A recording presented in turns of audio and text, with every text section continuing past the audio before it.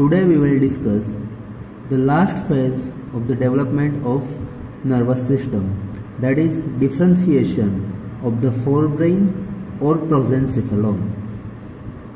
As I have already told that the development of nervous system, you may find it difficult due to so many new terminologies, but if you put your efforts hard, the understanding of neuroanatomy will be very easy. So learn the topic very sincerely. Let us start with differentiation of the forebrain or prosencephalon. So as you all know, forebrain is made up of two parts, the telencephalon and diencephalon, including optic bulb. The distal part of the optic bulb, which is cup shape known as optic cup, it leads to the development of retina, whereas proximal part, which is known as optic stalk, it gets differentiated and traversed by fibers of the optic nerve. Diencephalon consists of thin roof plate, thin floor plate and thick lateral walls.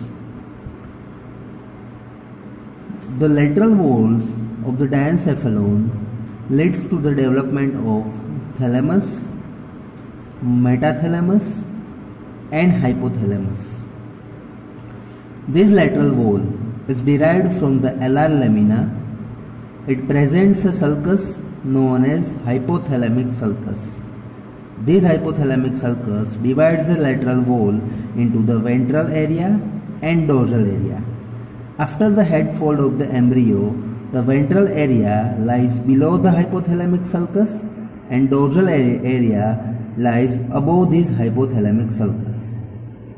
The anterior part of the dorsal area leads to the development of thalamus and posterior part of the dorsal area leads to development of metathalamus, which is in the form of two out pockets, medial and lateral geniculate bodies. As the thalamus grows on posterior direction, this medial and lateral geniculate body occupy their ultimate position on the undersurface of this pulvinar of thalamus. Exuberant growth and partial fusion of these medial surfaces of both the thalami will obliterate the cavity of third ventricle partially, and it will be persist in adult as interthalamic adhesion, which is also known as connexus interthalamicus. Initially, lateral surface of each thalamus is separated from the corpus striatum by extraneural cleft. Later on, the projection fiber of internal capsule occupies this space. Functionally, thalamus brings the conscious integration of the quality of sensations as well as is also act as a relay station for the general sensory pathways. The medial geniculate body is concerned with the relay station of hearing, and lateral geniculate body it acts as a relay station for the vision. The ventral area below this hypothalamic sulcus differentiates into various hypothalamic nuclei which are concerned with the regulation of the functions of autonomic nervous system, thermoregulation, water and food intake, as well as concerned with the other facilities of the biological clock.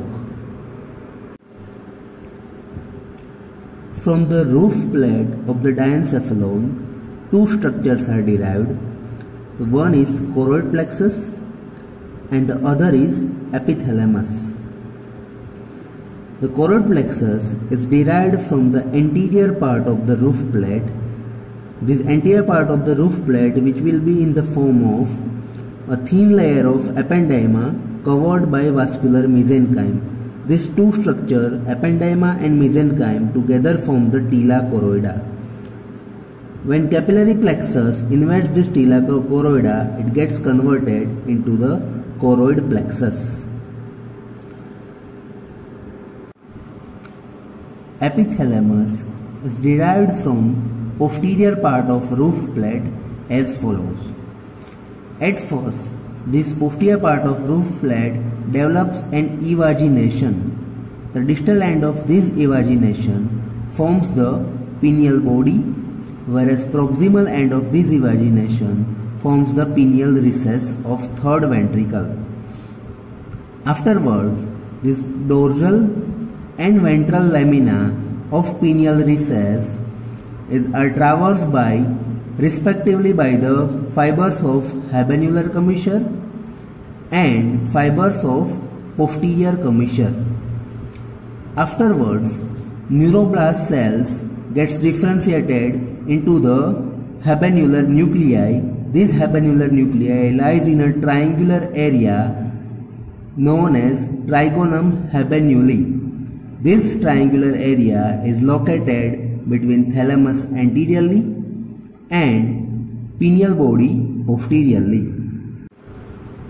So, trigonum habenuli, pineal body and posterior commissure, these structures together form the epithalamus.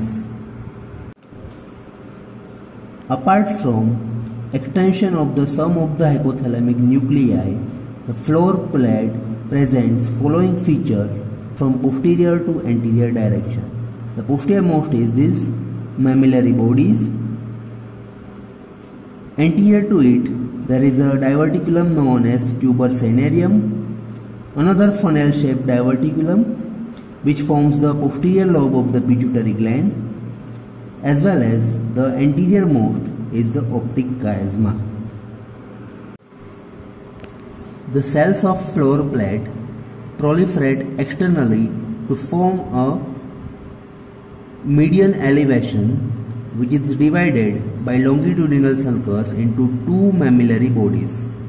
This mammillary body acts as a connecting structure between the limbic lobe and thalamus. Another evagination just in front of the mammillary body forms this tuber cinereum. Anterior to this, a funnel-shaped diverticulum grows caudally, the distal end of which forms the posterior lobe of pituitary, whereas proximal end forms the infundibular recess of third ventricle. This tuber cinereum grows forward and surrounds this infundibulum of the hypophysis cerebri.